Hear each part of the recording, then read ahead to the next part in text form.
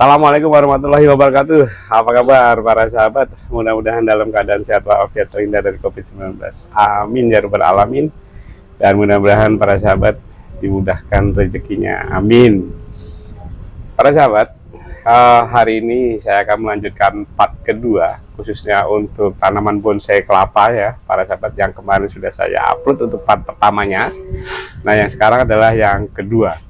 Nah, yang kedua di sini ya meliputi nanti adalah bagaimana perawatannya, lalu mempercantik bonsai tersebut sehingga enak untuk dilihat, dan yang tentunya tidak kalah menarik adalah apa saja yang saya lakukan supaya bonsai ini terlihat lebih indah ya para sahabat.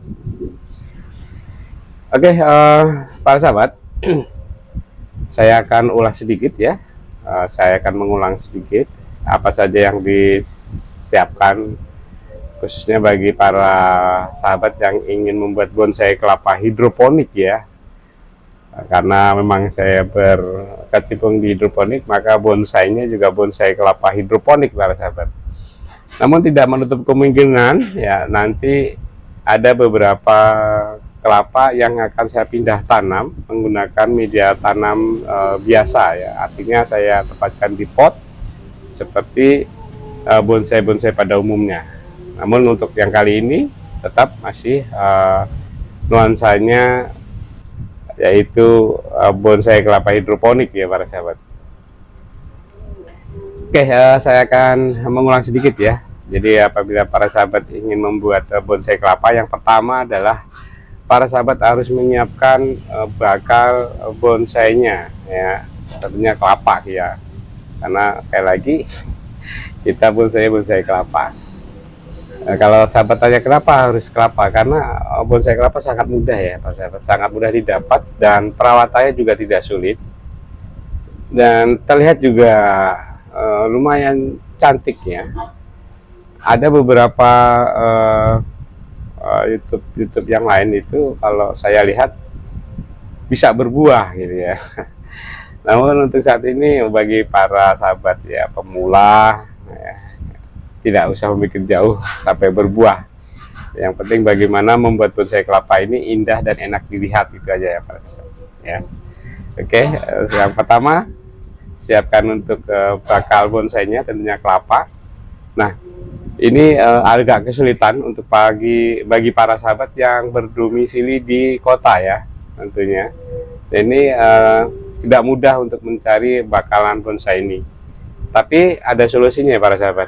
Jadi para sahabat bisa datangi penjual santan ya, kelapa santan yang untuk sayuran. Nah, sahabat bisa mencari di sana ya, tunas-tunas yang sudah muncul. Kenapa? Karena kelapa yang dijual oleh pedagang sayur ini, pedagang sayur kelapa maksud saya ya, itu biasanya adalah kelapa yang sudah sangat tua ya, sangat tua, dan tidak menutup kemungkinan itu banyak juga kelapa yang tumbuh tunasnya. Nah, ini yang akan kita jadikan bahan bakal bonsai ya para sahabat, dan harganya juga terjangkau antara 8.000 sampai 10.000 ya para sahabat satu kelapa. Namun bagi para sahabat yang berdomisili di kampung ya, di pinggir pantai yang banyak kelapanya, ini satu hal anugerah yang luar biasa karena gampang sekali mencari bakal bonsai ini ya. Nah, setelah kita mendapatkan tunas atau kelapa yang tumbuh tunasnya ya, jangan lupa para sahabat untuk menyiapkan dulu cutternya ya. Sebenarnya cutter yang digunakan yang paling gampang itu cutter memang yang khusus seperti yang saya punya ini. Sebenarnya bukan cutter khusus untuk bonsai ya para sahabat, namun ini cutter biasanya digunakan untuk mengukir ya. Jadi pisau ukir tapi bentuknya seperti ini, atau ada juga yang bilang bahwa ini cutter bedah, pisau bedah ya. Jadi para sahabat bisa cari mungkin di apotek ya, di apotek dengan membeli mata pisau bedah, nanti dimodifikasi ya untuk pegangannya seperti apa. Nah, kalau saya beli jadi ya, ini di online banyak ya para sahabat. Sahabat bisa mencari di sana cutter untuk bonsai kelapa, nanti akan ketemu ya. Harganya tidak mahal, ya, kisaran 50.000. Nah, setelah itu, setelah mendapatkan bakal bonsainya dan sudah disiapkan cutternya, para sahabat gampang, tinggal kita sayat ya, kita sayat kelapa tersebut, kita ambil pelepah-pelepah yang paling bawah. Supaya apa para sahabat ya, jadi supaya memudahkan pertumbuhan pelepah yang baru. Nah, dengan cara seperti ini diharapkan pelepah yang baru itu tidak tinggi ya para sahabat, tidak panjang, namun menjadi lebih kecil. Nah, ini yang kita harapkan, karena kita memang membutuhkan untuk bonsainya ya para sahabat. Kalau berbicara bonsai tentunya tidak senormal pelepah kelapa gitu ya, jadi harus kecil. Nah, untuk membuat kecil pelepah kelapa ini, para sahabat harus rajin ya, rajin untuk merawatnya. Yang pertama adalah penyayatannya ya, penyayatan dari pelepah-pelepah ini. Nanti di awal yang mau tumbuh tunas ya, pelepah-pelepah yang paling bawah ini yang harus kita bersihkan, kita buang, nanti tumbuh pelepah baru. Nah, pelepah yang baru ini supaya tidak lebih panjang, jadi pelepah yang akan tumbuh dilakukan penyayatan lagi ya, dibersihkan. Ada di sana kulit arinya, yang kulit tipisnya, bukan kulit ari ya. Jadi di bawah pelepah itu ada semacam kulit pelepah ya, yang menghalangi pertumbuhan, sehingga kalau kita sayat yang membantu mempercepat pertumbuhan pelepah yang baru, sehingga tidak sempat dia pelepahnya menjadi tinggi ya. Para sahabat, setelah kita lakukan penyayatan ya, baru kita tempatkan kelapanya ini di tempat botol bekas minuman ya, tapi cari yang bekasnya yang 1 liter ya para sahabat botolnya. Karena nanti kelapa ini akan kita buat bonsai jenis yang hidroponik ya para sahabat. Jadi para sahabat tidak perlu lagi menyiram tiap hari, cukup pantau saja pertumbuhan dari bonsai ini. Bisa dilihat nanti akarnya seperti apa ya. Nah, itu dengan cara itu sahabat lebih mudah untuk kontrolnya. Jadi para sahabat tinggal lihat aja, jangan sampai air yang ada di botol ini ya, botol yang kita kasih bonsai ini, jangan sampai kering ya para sahabat. Pastikan selalu terisi, karena kita akan memerlukan pertumbuhan akar sama pertumbuhan dari pelepah ya, dari pelepah kelapanya. Nah, biasanya ya saya dengan cara ini itu tumbuh pelepah baru sekitar 4 pelepah atau bahkan lebih itu di 2 bulan ya. Nah, kalau untuk bulan yang pertama biasanya baru 1 atau 2 pelepah. Nah, ini biarkan saja pelepahnya, jangan dipotong, jangan putus ya, jangan kita hilangkan, namun kita bersihkan saja untuk pelepah-pelepah yang di bawah pelepah itu ya, ada semacam kulit dari pelepah yang menghalangi pertumbuhan pelepah baru. Nah, ini yang harus kita bersihkan ya. Nanti para sahabat bisa lihat seperti apa ya. Nah, setelah itu kita bungkus saja ya. Kelapanya ini kita bungkus menggunakan kain ya, sampai dengan ke bawah, ke akarnya. Supaya apa para sahabat? Supaya mempercepat merangsang pertumbuhan akar. Dengan banyaknya akar yang tumbuh, maka cepat pula pertumbuhan dari pelepah-pelepah baru para sahabat ya. Nah, nanti setelah 4 bulan atau 5 bulan, nah para sahabat bisa seleksi pelepah mana saja yang harus kita pertahankan. Tentunya pelepah yang paling bawah itu pelepah yang paling tua, ya itu yang harus kita hilangkan dulu. Ya, jadi sisakan saja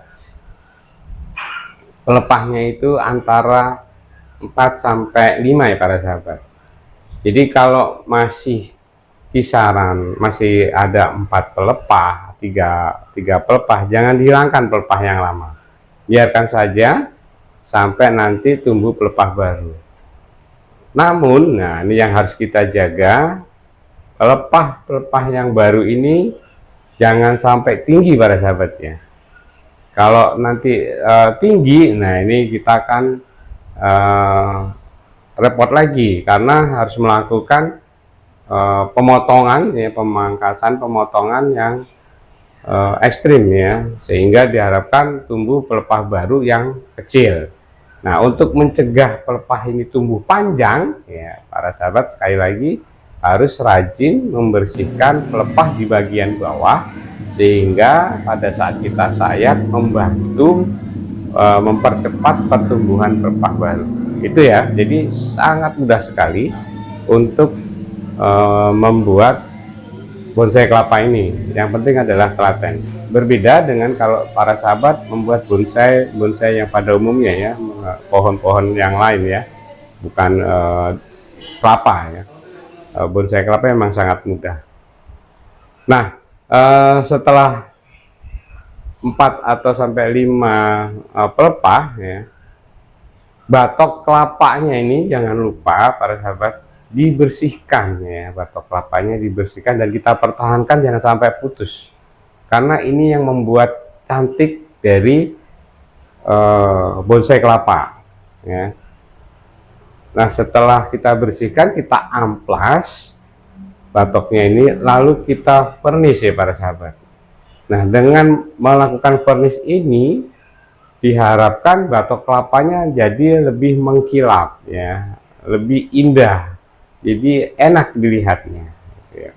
Walaupun ya para sahabat menggunakan media tanamnya air, ini tetap terlihat cantik ya para sahabat. Nanti jika para sahabat sudah bosan dengan media air lalu mau dipindah ke media tanam yang biasa, nanti akan ada video yang berikutnya para sahabat ya. Jadi part yang ketiga insya Allah. Nah, untuk yang part kedua ini memang tetap kita bicara, kita bahas mengenai bonsai kelapa hidroponik ya para sahabat. Nah, yang jadi pertanyaan mungkin para sahabat akan tanya, apa isi dari air yang ada di botol bekas minuman tersebut? Ada yang mengatakan menggunakan air biasa, ada juga yang dicampur dengan pupuk. Karena saya hidroponik, ya saya mencampurnya dengan AB mix ya, AB mix hidroponik untuk sayuran ya. Jadi saya gunakan itu. Kenapa saya gunakan AB mix sayuran? Karena AB mix sayuran itu memang digunakan untuk pertumbuhan ya para sahabat.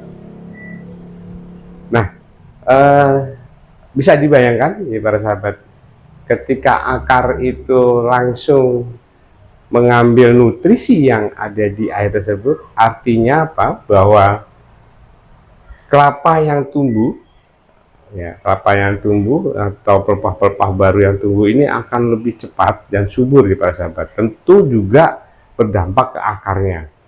Kita sangat mengharapkan sekali pertumbuhan akar-akar ini. Kenapa? Karena nanti kalau kita bikin bonsai kelapa, itu yang cantik, yang indah adalah akarnya terlihat ya. Jadi ada akarnya terlihat, lalu ada batok kelapanya yang terlihat. Nah, di situ ada seperti perbedaan dengan bonsai-bonsai yang lain ya. Jadi akan terlihat keindahan dari bonsai kelapa ini. Namun ada juga yang memang tidak menyertakan batoknya, artinya setelah tumbuh lalu batoknya diambil, dan ini ditanam langsung di pot. Ini juga ada Ya, itu tergantung selera. Tapi kalau saya tetap pertahankan batoknya sampai dengan dia nanti besar, ya, dia lepas sendiri. Tapi kalaupun lepas sendiri, saya akan berusaha supaya tetap terlihat batoknya. Nanti akan ada part yang berikutnya para sahabat, bagaimana kita mempertahankan batok kelapa pada bonsai kelapa ini supaya tidak lepas. Ya lepas gak apa-apa, tapi tetap nanti akan nyantol lagi seperti biasa gitu ya para sahabat. Nah setelah kita furnish ya para sahabat, jangan lupa untuk mengganti airnya. Memang air ini air nutrisi ya para sahabat, tapi saya akan mengganti air nutrisi di bonsai kelapa ini setelah airnya itu setengah ya. Ini akan saya ganti dengan air nutrisi yang baru. Nah para sahabat pasti tanya berapa ppm-nya. ppm yang saya berikan adalah 500 sampai dengan 750 ya para sahabat, tidak sampai 1000. Kenapa? Gini para sahabat, ketika kelapa ini tumbuh, dia masih mempunyai cadangan nutrisi ya di kelapanya ya, ada air dan ada kelapanya kalau sahabat lihat. Nah itu adalah nutrisi yang dihisap oleh bonsai kelapa ini. Nah kita membantu pertumbuhan untuk akarnya supaya cepat tumbuh. Makanya begitu akar itu tumbuh banyak, tentunya nanti juga akan mempercepat pertumbuhan pelepah baru dan daun-daunnya menjadi lebih subur ya para sahabat, karena kita bantu juga nutrisinya. Memang banyak dari para yang lainnya ya itu menggunakan air biasa. Nah kalau saya sekali lagi saya isi dengan air nutrisi dengan ppm 500 sampai 750 ppm menggunakan AB mix sayuran ya. Nah setelah kita bersihkan, kita furnish ya, tinggal kita letakkan saja di tempat yang teduh dulu para sahabat ya, jangan diletakkan di tempat yang panas karena nanti akan terjadi retak pada kelapanya. Namun para sahabat tidak usah bingung apabila bonsai kelapa kita retak di batok kelapanya, akan saya kasih solusinya seperti apa. Demikian para sahabat, mudah-mudahan ini bisa menginspirasi bagi para sahabat untuk membuat bonsai kelapa bonsai kelapa hidroponik tentunya di area yang sempit. Kita bisa memanfaatkan untuk semua jenis tanaman hidroponik. Jangan lupa untuk like, subscribe, serta pencet loncengnya, juga di share, dan jangan lupa tentunya komen-komen dari para sahabat untuk membangun channel saya menjadi lebih baik lagi. Bila ada kata yang kurang berkenan, saya mohon maaf. Akhir kata, wassalamualaikum warahmatullahi wabarakatuh.